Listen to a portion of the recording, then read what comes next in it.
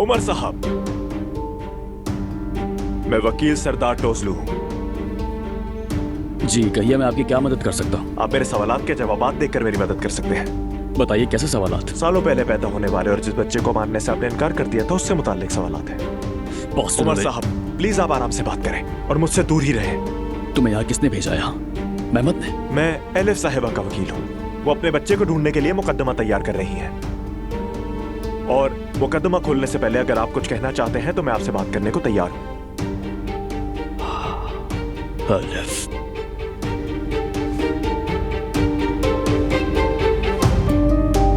हमारे यहाँ आने का मकसद ये है कि हमारे पोते औजान के लिए आपकी बेटी जुमाना का अल्लाह के हुक्म और पैगंबर के कौल के मुताबिक रिश्ता चाहते हैं।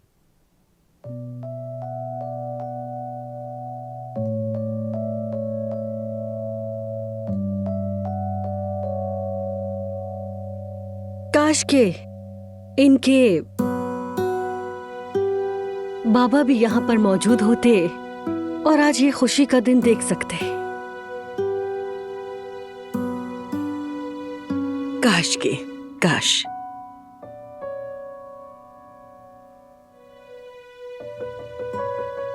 हमीद साहब भी नहीं है, देखिए।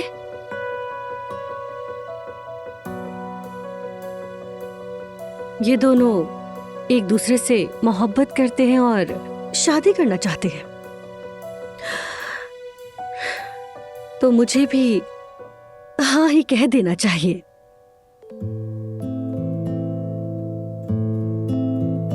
मुबारक हो सबको। मुबारक हो।